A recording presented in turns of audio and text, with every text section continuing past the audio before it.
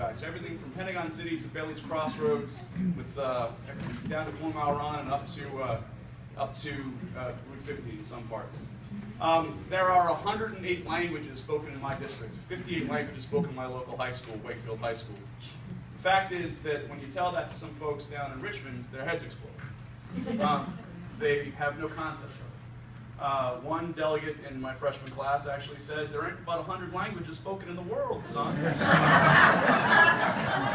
which point I started laughing like you, and I said, well, I didn't want to explain Africa, Indonesia. But the rich tapestry of what Virginia is becoming is my district. It's our community. And so I find that what I do on a regular basis is explain what that rich tapestry down in Richmond. The issues I care deeply about are issues of immigration, the DREAM Act, affordable housing, the environment, and energy, as well as gun violence prevention. And those are the areas where I focus a lot of my time. This is not the forum, but I will also say that I'm running for Congress right now in the 8th Congressional District. And, but I always appreciate coming here, and thank you very much. It's always fun talking to folks who are of like mind.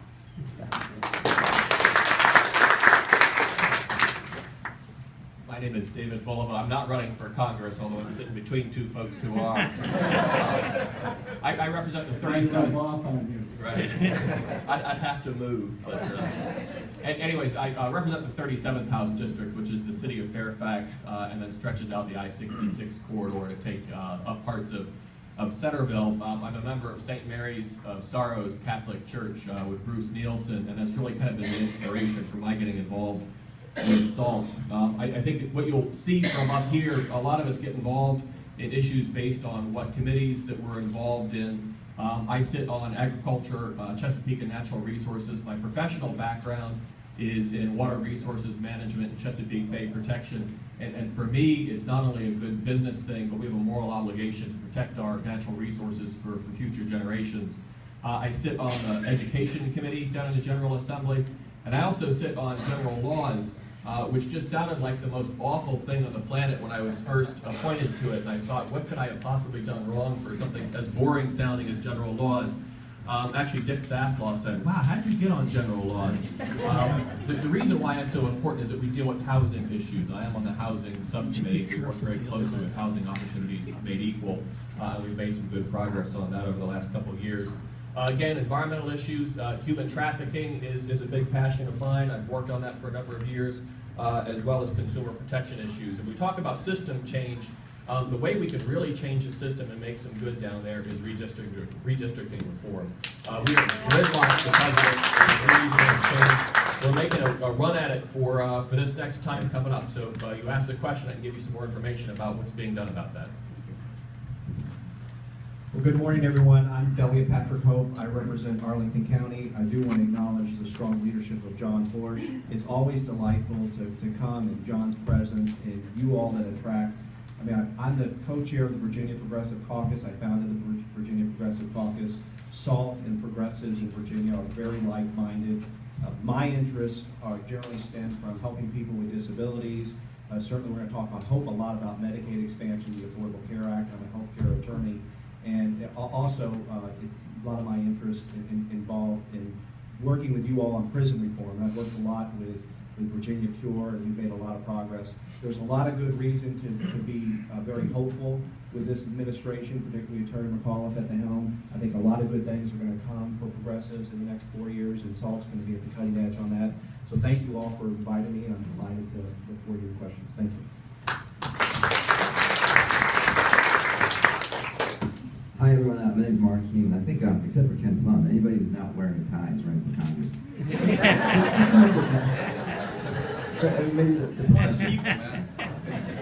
First of all, let me welcome you to the 35th House District. The town of Vienna and Oakton and Tysons and this surrounding area happens to be the district that I represent in Richmond, and I've had the incredible honor and privilege to do so for the last 5 years now. And more than that, among the 80,000 residents here, two of my favorite happen to be two of the leaders of this organization. Well, this and one of the partner organizations, John and of course Mary Ann. Horsch, as well as Carla Peterson, who runs our CURE organization. So I'm really glad to be part of this, as well as Edgar. So Edgar is here with Dr. Lau and all the other organizations, the death penalty organization there. Thank you for being here as well, being a new partner of this organization. I also want to, as a plug, just to make sure everybody knows, John is running out of space on his wall with all the plaques and the certifications and appreciations that he's receiving. Well, this coming weekend, we're also going to send him, give him another award to put on his wall, which is the Pnina Service Award given by the Hunterville Democrats. And so thank you for that.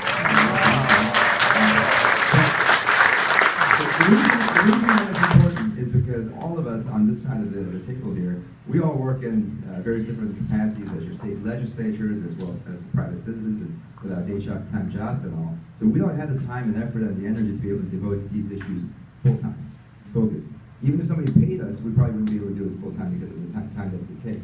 But people like John and so many others here, and Carla and so many of you, you put in your time and effort on a volunteer basis or on very, very little compensation because this is your passion. And the reason why all of us come back to you year after year, throughout the year, and we meet with you in Richmond is because we want to be the tools that can help you accomplish your visions and goals. And so today, as we talk about all the issues, I agree with probably 99.9% of everything that everybody's going to say here. So we won't bore you with the substantive conversations other than answering your questions. We won't tell you what we're working on, but I will tell you that we're going to be here for you. So thank you for being here today.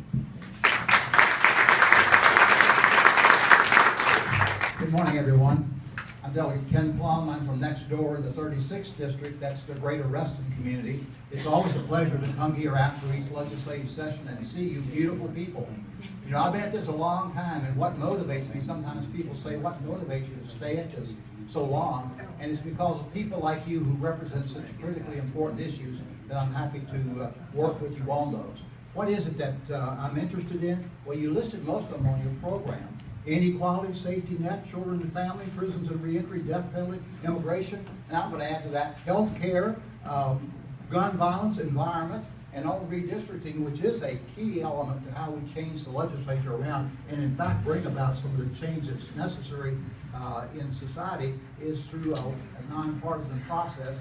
I first introduced a bill to establish a nonpartisan redistricting commission in 1982. I want to tell you, I reintroduced it again in 2014. It's carried over. If someone's looking for a vehicle on how to do that, been working at that for a long time. We can, in fact, get it done. It'll make a difference for us. Thank you for all the good work that you do, working with John and others. You're very important to the process, and I look forward to working with you in the future.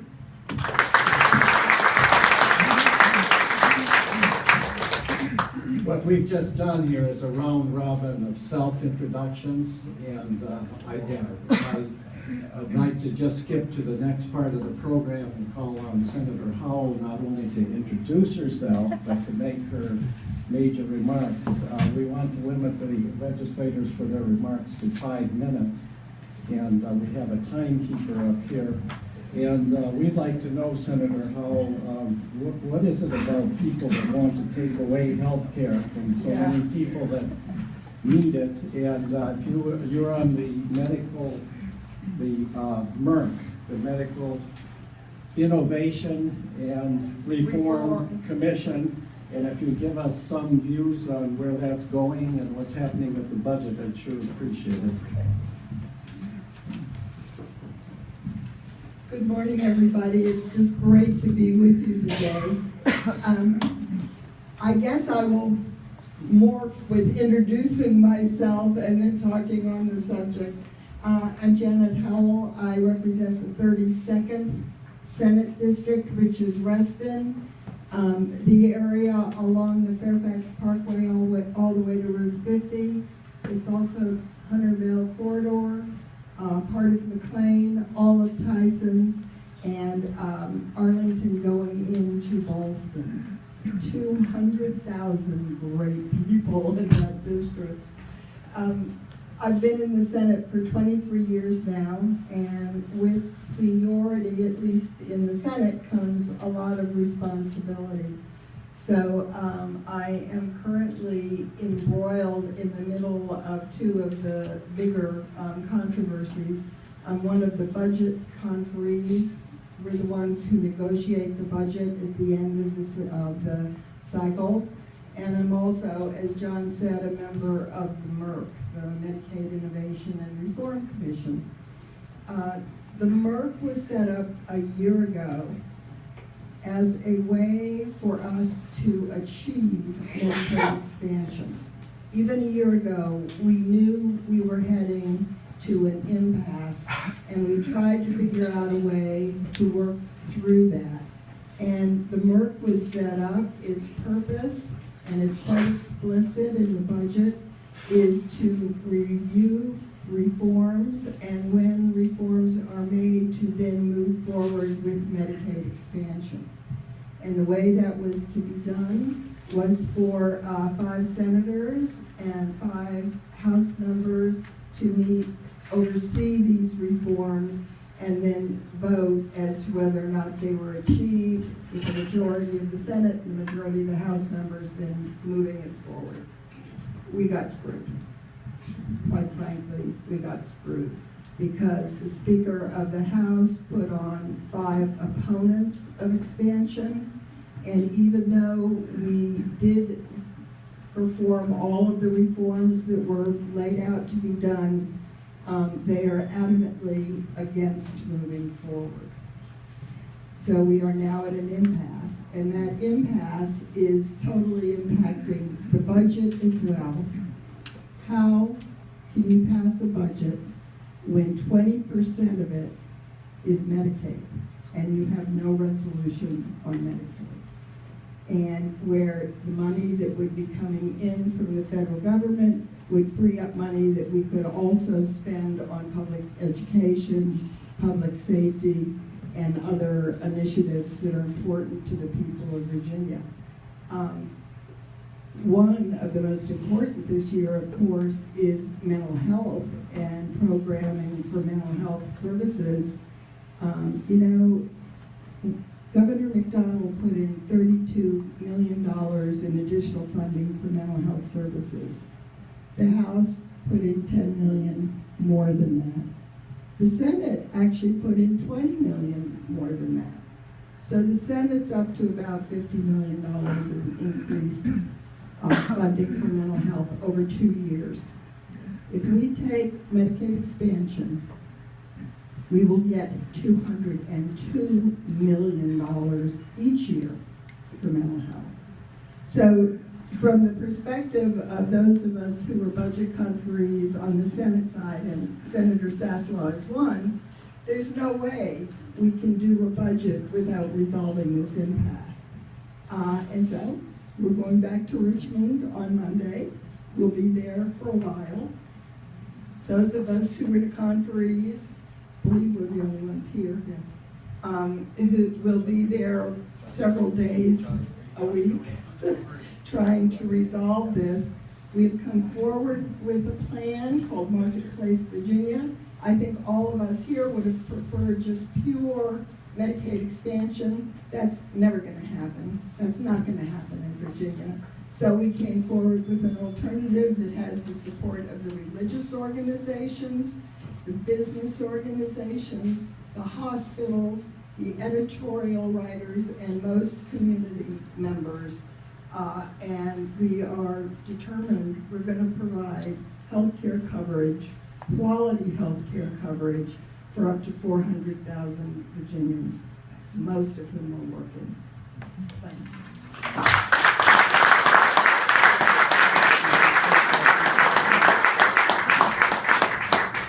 As promised, here's Majority Leader, Senator Sasslaw. And if you tell us a little bit how the budget's going and what we should expect when you get back there. What's working and what isn't? That shouldn't take long. In 5 minutes. John, I observed the seating arrangements over here. You got the senators on one side and the riffraff on the other. The lesser body is speaking right.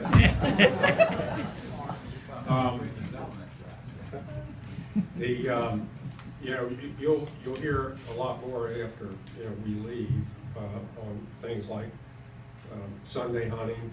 These are some of our bigger accomplishments. Major issue in my district is Sunday hunting. Surprisingly, I got a lot of mail on fox penning, and I understand, you know, if I remember, we did the courageous thing on fox penning. We're going to outlaw it in 2054. We really buckled down. The ethics legislation, I'll get to that in a second. One of the bills that I had, you know, when you're driving down the street here, you may have noticed the power lines, you know, the distribution lines to residential communities. All those distribution lines over the next 10 years will be put underground. And the bill that I sponsored will authorize that to start. It's going to be statewide. It's going to take 10 years. It will start July 1st. It'll add initially about 70 cents a month to your bills. At completion, 10 to 12 years from now, close to $5 a month to your bill. But let me tell you, you won't be going down every time we have a storm the way you are now. And the response time for Dominion to get you back up will be cut by a minimum of 50%. So I think that's a good thing. Everybody always asks me, why don't they put these underground? Well, it's not cheap, as you can imagine. Those 500 kilowatt lines that you see, or kilovolt lines that you see on those high towers, they're not going underground. The cost of that would probably make it impossible for you to pay your electric bill. But they've not been the problem. The problem has been the local distribution lines. The hybrid tax, and somebody get into that more, that's been repealed. As Janet pointed out, the mental health, I thought it was $38 million that the governor put into his budget. And we added $20 million more, and as Senator Howe correctly pointed out, and for a variety of reasons, I'll just talk briefly about that, it makes no sense for us to reject this, the Medicaid expansion. Marketplace Virginia was devised by a member of the Senate, and he's a budget conferee named John Malkin, a Republican. Doesn't vote with them very often, but he came up with a pretty innovative idea. And essentially how it will work is that instead of normal Medicaid services, it'll be run through the private insurance companies, okay, which places all the onus on them. Now, and if there's any fraud in the system, it's on the insurance company's dime and not the taxpayers, okay? So it's going to be up to them to monitor it. And by the way, fraudulent payments in Virginia Medicaid system is less than 0.5%. Nationwide, it's only 3.5%. To hear some of the people in the House talk, you would think that it's 75 to 80%. And what's happened? What's driving this? And, probably going to get in trouble for saying this, but it wouldn't be the first time. What is driving this is their just unbelievable dislike of the man who's sitting in the White House. That's what this is all about. And I mean, the fact that you've got 5 or 6 very conservative Republican governors who have already accepted this, there's no reason for us to be turning this down. And they're letting their hatred of that man, President Obama, and their dislike for the ACA get in the way of just good common sense. Imagine this. You own a business, and I do. Somebody comes to me and says, Sasson, I'll give you $1 million. And I tell them, I don't want the $1 million because you may not give it to me again next year. I mean, what the hell kind of logic is that?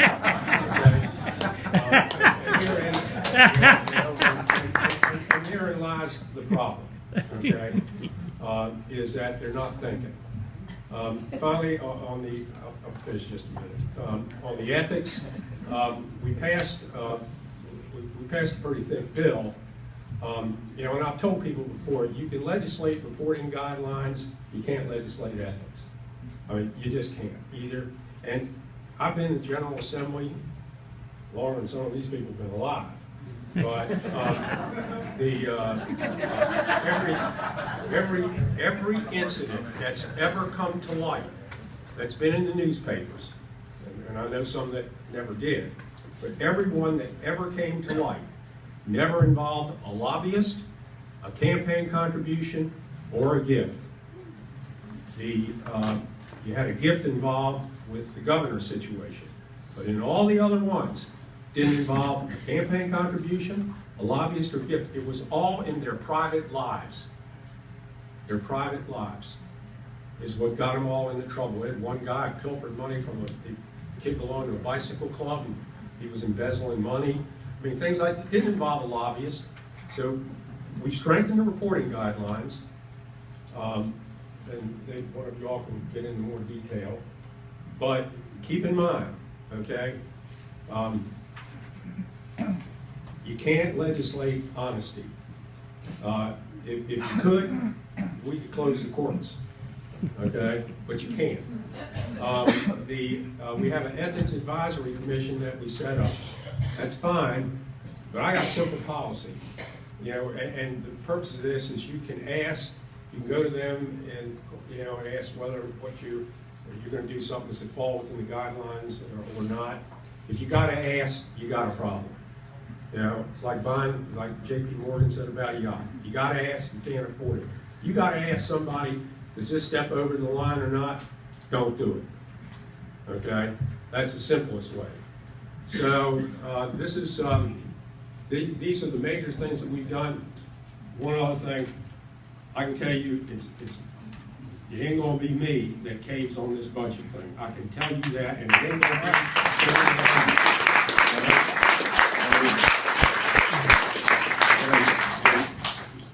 Somebody, you know, asked me, you know, when do you think, you know, would you ever cave? I told them before, do that, you might want to go check the temperature in hell. Because that's about when it's going to be. We are going to get this thing one way or another.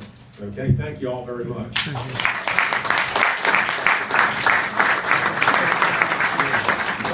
By the way, I want to tell you, this guy is a real jewel. You know, you're lucky to have John. I mean, he just does an amazing job. Can you imagine? I mean, he's down there getting his head beat in, and he isn't billing at $1,000 an hour like some of these others.